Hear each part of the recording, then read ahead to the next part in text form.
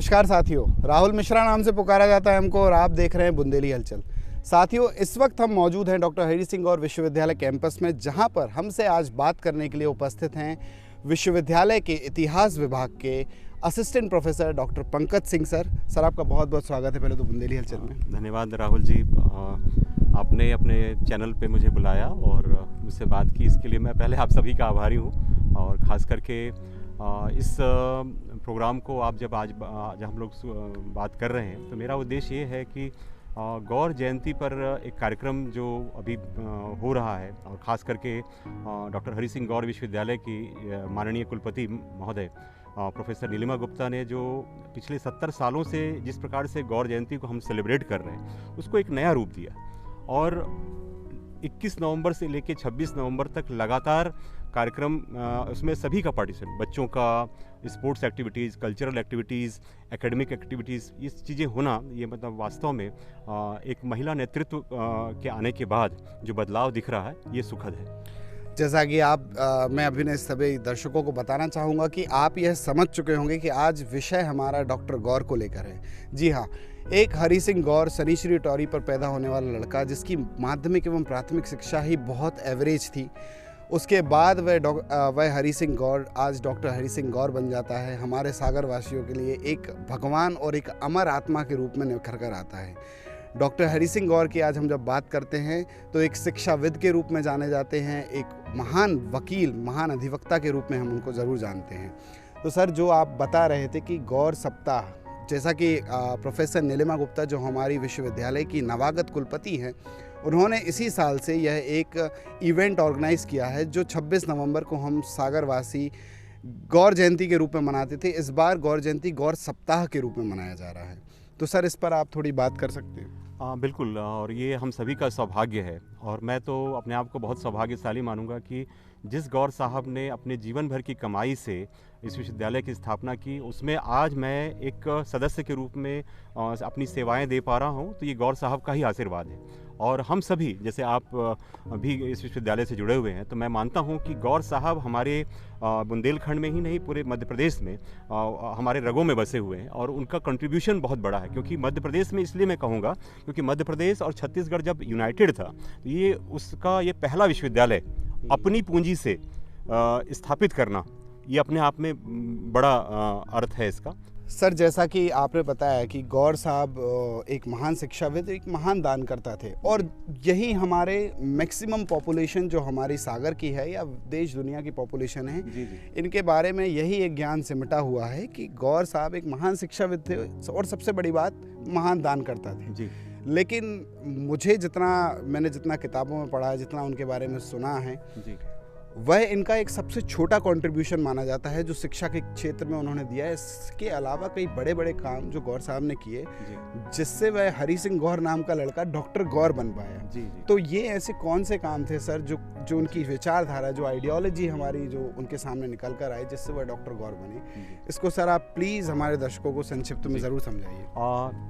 ये बात सही है शुभम जी की, राहुल जी, मैं ये कहना चाहूँगा कि डॉक्टर गौर को केवल हम एक छोटे से फ्रेम में देखते हैं, एक एजुकेशनिस्ट के रूप में, एक विधिवेत्ता के रूप में, एक दानवीर के रूप में। लेकिन ये कहना शायद डॉक्टर गौर के साथ बेईमानी होगा या अन्याय होगा, क्योंकि डॉक्टर गौर का जो कंट्रीब्यूशन है वो कहीं बड़ा है। और इसको यदि हम समझें तो कहीं ना कहीं ये कंट्रीब्यूशन का श्रेय भी इसी सागर को जाता है, उनके पारिवारिक परिवेश को जाता है। यदि वो अपने बचपन को याद करें तो उनकी माताजी ने जो कष्ट सहे थे परिवार को चलाने के लिए, उसके पीछे कहानी है, आप सभी जानते हैं और सागरवासी सभी जानते हैं कि उनके जो पिता थे तखत सिंह गौर, वो उनकी अपनी अर्निंग कुछ खास नहीं थी और उनके बड़े भाई आधार सिंह जो सरकारी नौकरी में थे, वो परिवार को कुछ कंट्रीब्यूट किया करते थे, लेकिन वो इतना पर्याप्त नहीं था कि परिवार अच्छे से चल सके। तो इसके लिए उस ज़माने में कह सकते हैं 1870, 1880, 1890 के आसपास उनकी जो माता जी थीं, उन्होंने चरखा चलाया, सूत काते और बहुत सारा ऐसा काम किया जिससे कि परिवार चल पाए। तो ये एक बड़ा प्रभाव दिखाई देता है उनकी माँ का उनके निजी जीवन में। इसके अलावा उनकी 2 बहनें थीं, लीलावती और मोहन भाई। इन दोनों बहनों का जो, चूँकि उनकी मैरिज हो चुकी थी और उनके जो ससुराल में जो समस्याएं उन्होंने देखी थीं, उन चीज़ों को उन्होंने बहुत गहरे से महसूस किया और यही कारण है कि आने वाले समय में आप देखेंगे कि जब वो एक प्रसिद्ध वकील के रूप में पूरे भारत में ही नहीं, लंदन से लेके म्यांमार यानी बर्मा तक वो फेमस हुए, तो उसके बाद जब उनको लगा कि मेरा काम यहाँ तक सीमित नहीं होना चाहिए, उन्होंने लॉ के फील्ड में बहुत काम किया और बहुत सारी किताबें लिखी, और जो कि कह सकते हैं कि उसके पहले यूरोपियन राइटर ही थे। और गौर साहब ने उस मिथक को तोड़ा कि सिर्फ यूरोपी ही जो है हमारी लीगल हिस्ट्री को या लॉ को कोडिफाई कर सकता है या प्रॉपर कर सकता है, और उन्होंने law of transfer of property act को पिक किया। इसके अलावा हिंदू कोड बिल, जो बाद में आप देखते हैं कि डॉक्टर भीमराव अंबेडकर साहब सदन में लेके आते हैं, तो इसके पीछे कहीं ना कहीं आप देखेंगे तो हिंदू कोड जो बुक लिखी वो एक बड़ा कंट्रीब्यूशन है। इसके साथ ही साथ जब हम देखते हैं कि लॉ के फील्ड में काम किया, किताबें लिखीं, इससे उनकी प्रसिद्धि बढ़ी, फिर भी वो एक ऐसे व्यक्तित्व थे कि उनसे वो संतुष्ट नहीं थे। उनको लगता था कि मैं इससे ज़्यादा कुछ कंट्रीब्यूट कर सकता हूँ इस दुनिया को, इस देश को। तो इसलिए उन्होंने पॉलिटिक्स में आने का प्लान किया और वो 1919 के आसपास भारतीय राष्ट्रीय कांग्रेस को ज्वाइन किया और उसमें एक एक्टिवली पार्टिसिपेट भी किया। लेकिन मैं ये कहूँ कि नॉन कॉपरेशन मूवमेंट 1920 में स्टार्ट हुआ और 1921 में गांधी जी ने उसमें एक प्रस्ताव रखा था कि हम सभी चीज़ों का बहिष्कार करेंगे, विदेशी वस्तुओं का बहिष्कार करेंगे, तमाम चीज़ों का। लेकिन उसके साथ एक और उन्होंने जो अपनी मांग रखी थी, वो अपने उनके कार्यक्रम के एजेंडे में था, वो ये था कि जो लेजिस्लेटिव चुनाव होते हैं उसको का भी बहिष्कार करेंगे। यहाँ पर डॉक्टर गौर गांधी जी से सहमत नहीं थे, या कह सकते हैं कि कांग्रेस से सहमत नहीं थे, और उसके बाद उन्होंने सोचा कि नहीं, ये सही नहीं होगा कि हम उसका बहिष्कार करें। ज़रूरी ये है कि बहुत सारे ऐसे मुद्दे हैं हमारे देश में, हमारे समाज में, महिलाओं के लिए बहुत सारे ऐसे मुद्दे हैं। यदि हम सेंट्रल लेजिस्लेटिव असेंबली, जिसको आज हम लोग लोकसभा कह सकते हैं, क्योंकि उस समय एक सदन व्यवस्था थी, 1935 के बाद हमारे यहाँ द्विसदनी व्यवस्था प्रारंभ हुई, तो सेंट्रल लेजिस्लेटिव असेंबली का चुनाव लड़ने का उन्होंने मन बनाया और 1921 में वो फिर निर्दलीय ही चुनाव लड़े। सर, एक काफ़ी पुराना और हमेशा चर्चा में बना रहने वाला मुद्दा हमारे सामने आता है विमेन एम्पावरमेंट। विमेन एम्पावरमेंट के ऊपर काफ़ी सारे लोग बात करते हैं, काफ़ी पुराने समय से चला आ रहा है। और हमारी जो नवागत कुलपति हैं प्रोफेसर नीलिमा गुप्ता मैम, उन्होंने भी जब मेरे साथ एक साक्षात्कार हुआ था तब उन्होंने कहा था कि मेरा विशेष ध्यान लड़कियों पर होगा, विमेन एम्पावरमेंट पर होगा। सर, उस विमेन एम्पावरमेंट के डायमेंशन में डॉक्टर गौर का भी एक अहम योगदान होता है, लेकिन वह किताबों में भी सीमित नहीं है। किताबों तक भी वो चीज़ें कुछ किताबों में सिमटा कर रख दी जाती हैं, उसका व्यापक स्तर पर एक पब्लिक रीच नहीं हुई है। वो ऐसी कौन सी योजनाएं या कौन से ऐसे काम थे जो डॉक्टर गौर के विमेन एम्पावरमेंट की तरफ थे? जी, बहुत सही और सटीक प्रश्न पूछा है आपने, और मैं आपको बताऊं कि आज गौर साहब की आत्मा बहुत प्रसन्न होगी, क्योंकि उनको ये अच्छा लग रहा होगा कि जो विश्वविद्यालय उनकी स्थापना की उन्होंने, आज एक महिला नेतृत्व मिला हुआ है और प्रोफेसर नीलिमा गुप्ता के हाथों में कह सकते हैं कि हमारा भविष्य है। और गौर साहब वास्तव में बहुत प्रसन्न हो गया, और आज हमारे विश्वविद्यालय में तमाम विभागों की विभागाध्यक्ष महिलाएं हैं और डोफा जैसे डीन ऑफ फैकल्टी अफेयर्स में भी महिला सुशोभित है। तो ये गौर साहब का जो सपना था, मुझे लगता है कुछ हद तक तो पूरा हुआ है। और ये आप सही कह रहे हैं कि वुमेन एम्पावरमेंट को लेकर आज बहुत बातें होती हैं, बहुत सारी चीज़ें होती हैं, लेकिन हकीकत कुछ और है। यदि ग्राउंड लेवल रियलिटी की बात करें, कॉन्स्टिट्यूशन के लागू होने के बावजूद भी आज 70 सालों के बाद भी हम देखते हैं कि महिलाएं, वो समान दर्जा उनको नहीं मिला है। और कागज़ पे तो मिल गया, लेकिन हकीकत में नहीं मिला। आप यदि कहेंगे कि कैसे, तो लड़कियां तो डॉक्टर बन रही है, टीचर्स बन रही हैं, प्रोफेसर बन रही हैं, लेकिन मैं बताऊं कि 90% फैमिली में जो महिलाओं की स्थिति है, उनको डिसीजन मेकिंग में कहीं नहीं है। जी जी जी, बिल्कुल। आप अच्छे बड़े पदों पे हैं, आप वर्किंग वुमेन हैं, लेकिन आप डिसीजन मेकिंग में नहीं। आपको वो सारे एक्सप्लॉयटेशन, सारी प्रॉब्लम्स को झेलना पड़ता है जो एक हाउस वाइफ को झेलना पड़ता था। यानी कि आप इकोनॉमिक इंडिपेंडेंट होने के बाद भी आपको सोसाइटी उस तरीके से नहीं देख रही।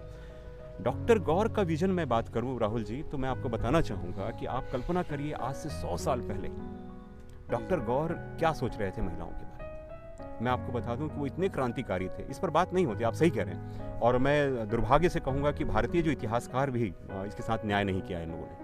जो राष्ट्रीय स्तर पर इतिहास लेखन हुआ है, उस पर कभी भी डॉक्टर गौर के इस कंट्रीब्यूशन पे कभी बात नहीं है। डॉक्टर गौर ने जो बातें की वो क्रांतिकारी थी इस मायने में, क्योंकि डॉक्टर गौर 1920 के दशक में, आज से 100 साल पहले ये मान रहे थे कि यदि महिलाओं को स्वतंत्र होना है, यदि महिलाओं को बराबरी में लाना है, तो शिक्षा बहुत ज़रूरी है। और वो मानते थे कि एजुकेशन एक ऐसा टूल है जिससे हम वुमेन को एम्पावर कर सकते हैं। ये 100 ईयर्स बैक ये बात कर रहे हैं। जी। और आप समझिए कि उसी समय वो बात कर रहे हैं, को एजुकेशन की बात कर रहे हैं जी। और एक और बात आप लोगों के सामने बताना चाहूँगा कि उनका एक नावल है हिज ओनली लव। और अभी हमने कुलपति मैडम से भी आग्रह किया है कि चूँकि वो उनकी मूल प्रति जो है हमारी लाइब्रेरी में, जवाहरलाल नेहरू लाइब्रेरी जो है उसमें रखी गई है, लेकिन उसको रीप्रिंट होना चाहिए। जी। कुलपति मैडम ने आश्वासन दिया है कि उसका डिजिटलाइज होगा और ये हर बच्चे के हाथ में जाना चाहिए जी, ताकि ये जान सकें कि डॉक्टर गौर महिलाओं के बारे में क्या सोच रहे थे। और डॉक्टर गौर सिर्फ एजुकेशन तक की बात नहीं कर रहे थे। और आप आज हम कह सकते हैं कि बड़े विधिवेत्ता थे, तो सबसे पहला रिफॉर्म तो वहीं किया उन्होंने देखा कि जो वकील बन रहे हैं, जो जज बन रहे हैं, वो सिर्फ और सिर्फ पुरुष बन रहे हैं। इस इनइक्वालिटी को सबसे पहले महसूस करने वाले डॉक्टर गौर थे। इस पर कोई बात नहीं करता और ये बात होनी चाहिए, किताबों में होनी चाहिए, बच्चों के बीच होनी चाहिए, हमारे विश्वविद्यालय ही नहीं इसके बाहर भी बात होनी चाहिए। क्योंकि डॉक्टर गौर सिर्फ सागर के लिए काम नहीं कर रहे थे। डॉक्टर गौर सागर से बाहर व्यापक स्तर पर उनकी दुनिया बड़ी थी जी। और उसके लिए वो कर रहे थे। दूसरी बात है कि जब उन्होंने महिलाओं के वकालत के पेशे के लिए एक बिल लेकर आए सेंट्रल लेजिस्लेटिव असेंबली में, और वो बिल को लेकर उन्होंने बहुत बहस की और ये बताया कि क्यों नहीं कर सकती, और फाइनली वो बिल पास हुआ और महिलाओं को एज ए वकील, एज ए एडवोकेट प्रैक्टिस करने का अधिकार मिला। तो हम कह सकते हैं कि आज पूरे भारत की महिलाएं उनको धन्यवाद देना चाहेंगी। लेकिन ये बात कितनों को पता है? मैं कह सकता हूँ राहुल जी कि सागर में भी 90% लोगों को नहीं पता जी। और इसके पीछे क्या कारण है मैं नहीं समझ पाया, लेकिन आप जिस प्रकार से प्रयास कर रहे हैं मुझे लगता है कि हम दूर तक पहुंच सकते हैं। बिल्कुल सर, एक मुद्दा और आता है जो आप से बात करते वक्त मुझे अभी समझ में आया कि एक रेशियल डिस्क्रिमिनेशन जैसी चीज़ जो गांधी ने झेली, जो अंबेडकर जी ने झेली जी। और काफ़ी तमाम भारतीय जो उस समय दक्षिण अफ्रीका या कई अन्य डेवलप्ड कंट्रीज़ जैसे यूरोपियन कंट्रीज़ में थे, वहाँ पर रेशियल डिस्क्रिमिनेशन जैसे जो प्रॉब्लम्स हैं उनको झेला है। इसमें डॉक्टर गौर का भी नाम आता है और उसके तरफ क्रांतिकारी आंदोलनों का भी जिक्र डॉक्टर गौर की तरफ से होता है। लेकिन वही बात जो मैंने आपसे पहले की कि कुछ किताबों तक सिमटा कर रख दिया गया है, व्यापक स्तर पर ये नहीं आया। इसका क्या कारण है? सर, ऐसे कौन से मोमेंट थे जो डॉक्टर गौर के द्वारा चलाए गए? देखिए दो बातें हैं कि पहले मैं आपको बताना चाहूँगा कि डॉक्टर गौर का अंग्रेजी पे बहुत अच्छा कमांड था और उनकी सारी जो राइटिंग्स हैं, चाहे वो रैंडम राइम्स हो या स्टेपिंग वेस्टवर्ड हो या लॉ की जितनी किताबें थीं, इसके अलावा हिज ओनली लव, रैशनलिज्म और स्पिरिट ऑफ बुद्धिज़्म, ये सारी किताबें अंग्रेजी में उन्होंने लिखी। और वो एक अच्छे लेखक के अलावा बहुत अच्छे ओरेटर थे। और आपको एक बहुत इंटरेस्टिंग बात बताऊं कि the grand old man of India दादा भाई नौरोजी, जो कि पहले पार्लियामेंट्रियन थे, उन्होंने जब पहली बार वो फिंसबरी से चुनाव लड़ रहे थे तो उन्हें पता चला कि एक 20 साल का लड़का है जो बहुत अच्छी अंग्रेजी बोलता है, तो उन्होंने डॉक्टर गौर को अप्रोच किया और डॉक्टर गौर से कहा कि आप मेरे लिए चुनाव में कैंपेन करिए। तो उन्होंने किया भी और फाइनली वो जीते और हाउस ऑफ कॉमन्स के मेंबर बने। और एक और इंटरेस्टिंग बात बताऊं कि चूंकि वो 20 साल के थे और उनकी उम्र कम हो रही थी, वो भी चाह रहे थे कि मैं वहाँ चुनाव लड़ूं। उन्होंने फॉर्म भरा लेकिन फॉर्म रिजेक्ट हो गया क्योंकि वो अंडर एज थे। तो ये एक इंटरेस्टिंग बात है जो हम लोग जान सकते हैं। दूसरी बात जो आप कह रहे हैं डिस्क्रिमिनेशन की, वो अच्छे ऑडिटर थे, इसलिए चूँकि वो आर्थिक कठिनाई झेल रहे थे तो किताबों की रॉयल्टी के माध्यम से कुछ अपनी अर्निंग हो रही थी वहाँ पे, क्योंकि लंदन में अपना पढ़ाई का खर्चा उठा पाना, क्योंकि उनके बड़े भाई आधार सिंह ने जो कंट्रीब्यूट किया था वो काफ़ी नहीं था। इसके लिए वो किताबें लिख रहे थे, कई अलग अलग कॉम्पिटिशन्स में पार्टिसिपेट कर रहे थे और फेलोशिप के लिए वो ट्राई कर रहे थे। तो उन्होंने डिबेट कंपटीशन में भी ऑक्सफोर्ड यूनिवर्सिटी में जो हुआ था उसमें पार्टिसिपेट किया। उसका रिजल्ट इसलिए डिक्लेयर नहीं किया गया क्योंकि उसमें जो टॉप पे आ रहे थे डॉक्टर गौर। तो एक प्रकार का ये डिस्क्रिमिनेशन ही तो था कि लेकिन ये बाद में मालूम हुआ, जो जूरी में थे जो लोगों ने बताया कि डॉक्टर गौर उसके मतलब फर्स्ट थे और उस रिजल्ट को डिक्लेयर नहीं किया गया। तो ये एक प्रकार का वो डिस्क्रिमिनेशन उन्होंने वहाँ पे झेला। उनकी जो कविताएं थीं, जबकि वहाँ पे जो ग्लैडस्टोन और और जो प्रसिद्ध वहाँ के जो साहित्यकार थे उन लोगों ने उसकी तारीफ़ की, क्योंकि स्टेपिंग वेस्टवर्ड जो पहली कविता थी वो अपने आप में दिखाता है कि वो किस प्रकार के लेखक। वुमेन एम्पावरमेंट की हम लोग बात कर रहे थे, मैंने कहा कि वो एजुकेशन के वुमेन एजुकेशन के बहुत समर्थक थे। इसके साथ एक तीन चीज़ें हैं जो मैं बताना चाहूँगा, खास करके ये बहुत पब्लिक डोमेन में लोगों को नहीं मालूम है। मैं कह सकता हूँ कि जो पढ़ने लिखने जो लोग हैं या जो पुराने लोग हैं उनको पता है, जो गौर साहब को करीब से देखा या उनके ऊपर किताबें लिखी वो लोग जानते हैं, लेकिन ये बात अभी पब्लिक डोमेन में नहीं। और कह सकते हैं सागर के जो आम जनता है या बुंदेलखंड की जो जनता है या कह सकते हैं भारत के लोग हैं उनको नहीं जानते। तो उस पर बात आज आप कर रहे हैं, ये बड़ी बात है कि इस माध्यम से लोग जान पाएंगे। बताना चाहूँगा कि आज आज़ादी के बाद जब संविधान लागू हुआ तो महिलाओं की मैरिज का एज 18 साल किया गया, और लेकिन इसके पहले क्या स्थिति थी, 1861 में क्या स्थिति थी। 1861 में जब ब्रिटिश ईस्ट इंडिया कंपनी का शासन ख़त्म हो चुका था और ब्रिटिश क्राउन के डायरेक्ट हम अंदर आ गए, तो उस समय लड़कियों के मैरिज का एज 10 वर्ष रखा गया। आप कल्पना कर सकते हैं एक ऐसी लड़की जिसको कुछ भी नहीं पता, अबोध है, उसकी मैरिज करने का एज 10 साल का रखा गया। फिर बहुत कुछ ऐसे जो कह सकते हैं सुधारवादी लोग आए और उनके आंदोलनों के कारण और उनके प्रयासों के कारण एज ऑफ कंसेंट एक्ट आया 1891 का, उसमें 10 साल से बढ़ाकर 12 साल कर दिया गया 1891 में, 30 साल लगे इसको। उसके बाद यदि हम अगला प्रयास देखते हैं तो वो है डॉक्टर गौर का। जब वो 1920s के बाद जब वो लेजिस्लेटिव असेंबली में आए और आने के बाद एक बिल लेकर आए थे। मैं आपको बताना चाहूँगा कि राजस्थान के एक वकील हैं हरविलास सारदा, बेसिकली वो बिल ड्राफ्ट उन्होंने किया था, लेकिन उस बिल को पास करवाने की जो सबसे महती जिम्मेदारी थी वो डॉक्टर गौर की थी। क्योंकि आप बिलीव नहीं करेंगे, जब ये एज ऑफ कंसेंट एक्ट को फिर से लाया गया कि इसका उम्र जो है 12 साल से बढ़ाकर 14 साल कर दिया जाए, डॉक्टर गौर को कई साल तक इसको कई बार वो बिल आया, उसको ड्रॉप किया गया, उनको अपोज। और चूंकि देखिए हमारे जो असेंबली के मेंबर्स थे वो भी एक परंपरागत माइंडसेट के साथ थे। उनको लगता था कि लड़कियों की शादी जल्दी हो जानी चाहिए। डॉक्टर गौर इस चीज़ के खिलाफ थे, वो थोड़ा लॉजिकल सोचते थे, वो साइंटिफिक सोचते थे, तो वो इसके लिए लगातार प्रयास करते। फाइनली उस बिल को पास होने में लंबा समय लगा और सेलेक्ट कमेटी के माध्यम से फिर वो आया और फिर फाइनली बिल पास हुआ। इसमें बहुत हर्डल्स झेलना पड़ा। और डॉक्टर गौर की जो ऑटोबायोग्राफी है 7 लाइफ्स, उसमें आप पढ़ेंगे तो डॉक्टर गौर लिखते हैं कि इसके लिए उन्होंने बहुत विरोध झेलना पड़ा। इसके साथ ही राहुल जी एक और बताना चाहूँगा, आज हमारे 21st सेंचुरी में है, हम लोग बहुत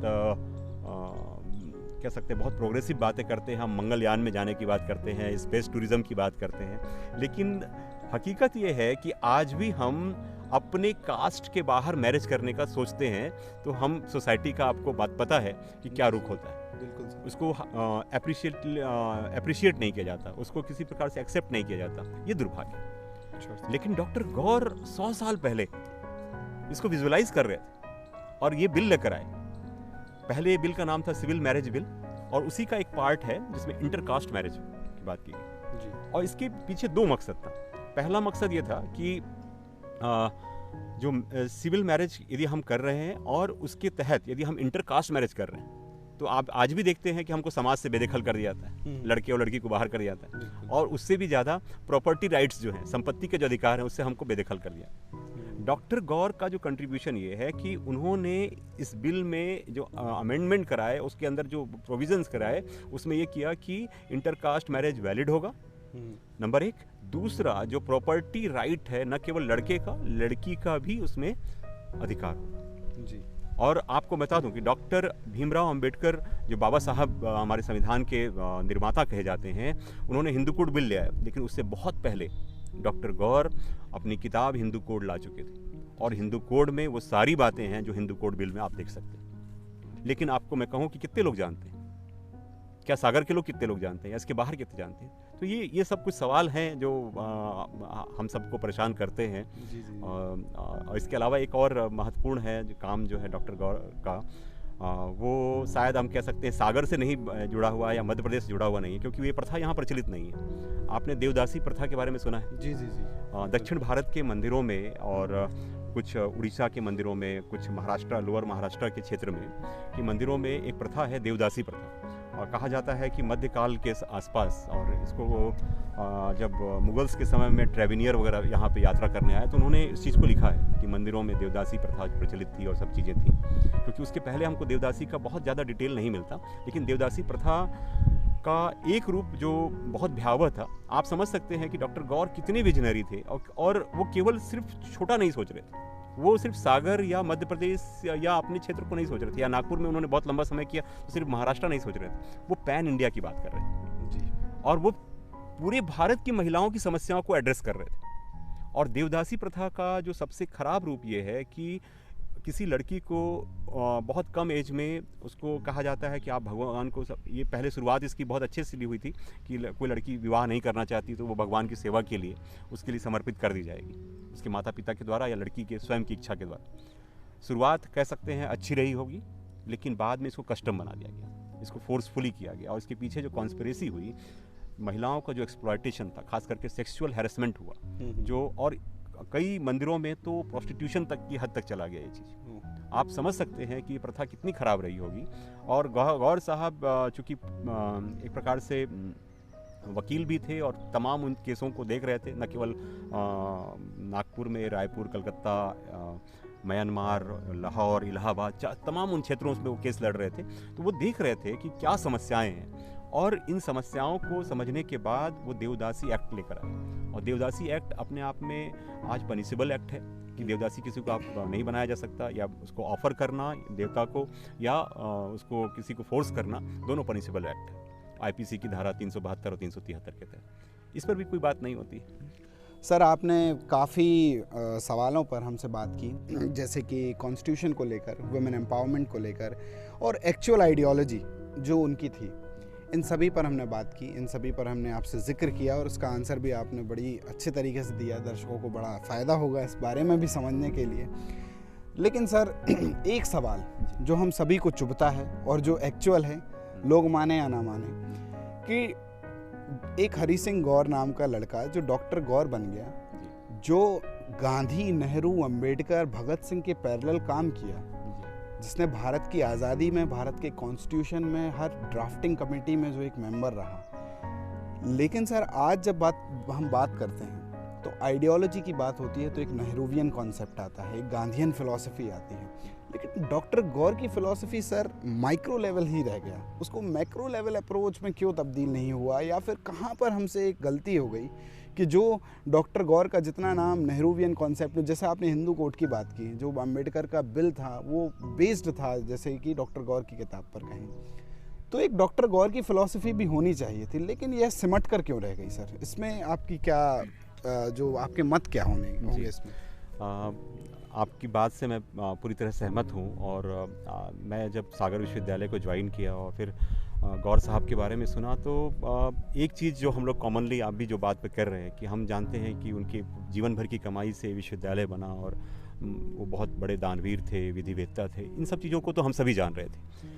लेकिन मैं एक बात कहना चाहूँगा कि जब हमारे विभाग में एक सिलेबस के रूप में इसको इंट्रोड्यूस किया गया तो जिम्मेदारी मुझे पहले मिली, और आज मेरा 6वां साल है डॉक्टर गौर की लाइफ कंट्रीब्यूशन और आइडियोलॉजी पे पढ़ाते हुए। और मैं आपको बताना चाहूँगा कि लगभग 150 से अधिक बच्चे इनरोल होते हैं पूरे विश्वविद्यालय से।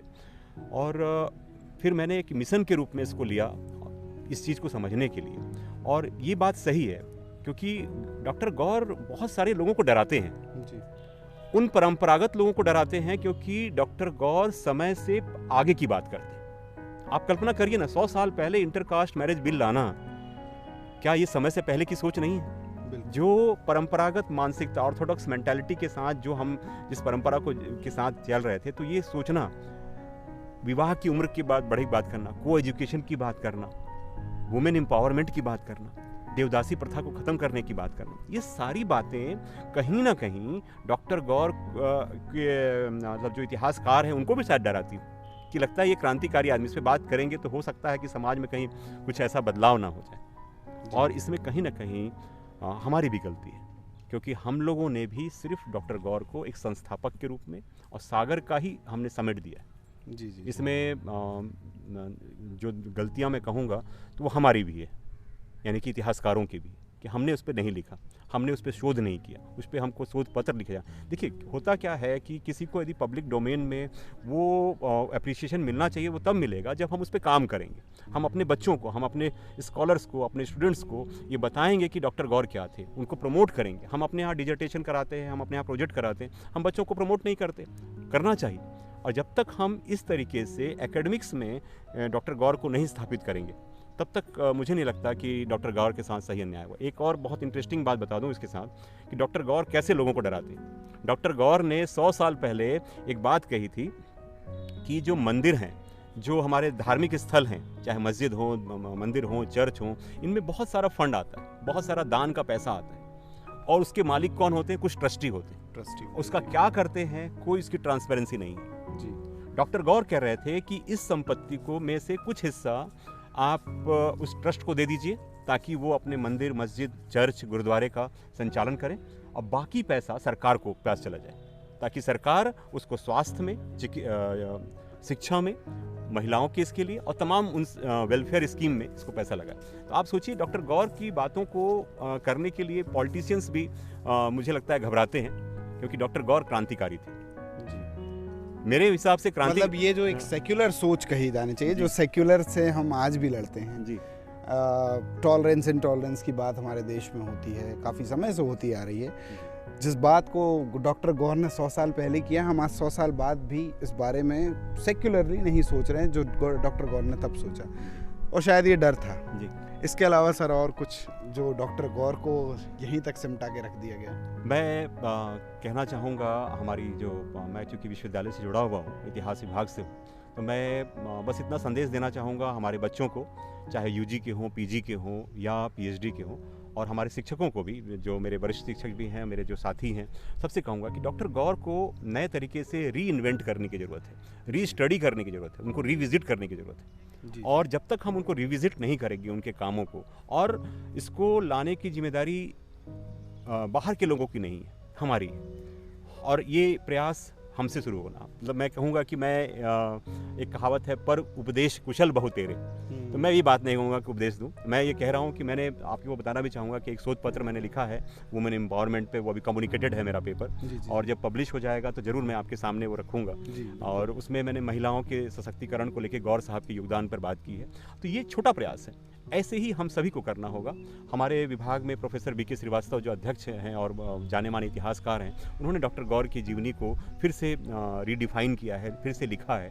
तो ये छोटे छोटे हम लोग प्रयास कर रहे हैं, और इस तरीके से हम कह सकते हैं कि हम मुख्य धारा के इतिहास में भी ला सकते हैं। सर, जैसा कि आपने काफ़ी चीज़ों पर बात की, आइडियोलॉजी पर लेकर जो जितने भी हमारे तमाम मुद्दे जो आपने बताए हैं, लेकिन सर एक बात मैं बुंदेली हलचल के दर्शकों एवं सभी सागरवासियों की तरफ से अपील करूंगा कि ऐसी कुछ पुस्तकें या ऐसे कुछ शोध पत्र या कुछ भी एक ऐसा रिटन मटेरियल जो डॉक्टर गौर के बारे में अवेलेबल हो, जिसके बारे में हम ज़्यादा से ज़्यादा पढ़ के उनके बारे में जान सकें, ऐसी स्टडी मटेरियल सर हमें कहाँ से मिल सकता है जो हम अपने चैनल के माध्यम से लोगों को और बता सकें? जी जी, सबसे बड़ी बात है कि आपने बहुत अच्छा प्रश्न पूछा है, और चूँकि विश्वविद्यालय ही नहीं, सागर के तमाम उन बच्चों को, शिक्षकों को, सभी के लिए, कि जो पंडित जवाहरलाल नेहरू हमारी जो लाइब्रेरी है, सेंट्रल लाइब्रेरी है, उसमें एक कक्ष है डॉक्टर गौर के नाम से। अच्छा। और उस कक्ष में सारी किताबें डॉक्टर गौर के द्वारा लिखी गई किताबें हैं, जो मूल प्रति उनकी रखी हुई है। और मैंने आपसे पहले बताया कि कुलपति मैडम ने कहा है कि हम सबको डिजिटलाइज़ करेंगे, और मैंने उनसे अनुरोध किया था कि उसको रीप्रिंट किया जाए मैम, ताकि सबके पास पहुंच सके। तो देखिए, यदि ये तो आने वाले समय में होगा, लेकिन अभी वर्तमान में प्रोफेसर बीके श्रीवास्तव, मैंने बताया, उनकी किताब है डॉक्टर हरि सिंह गौर, एक प्रेरक व्यक्तित्व। वो बहुत रोचक तरीके से उन्होंने लिखी है और बहुत सारी चीज़ों को लिखा है।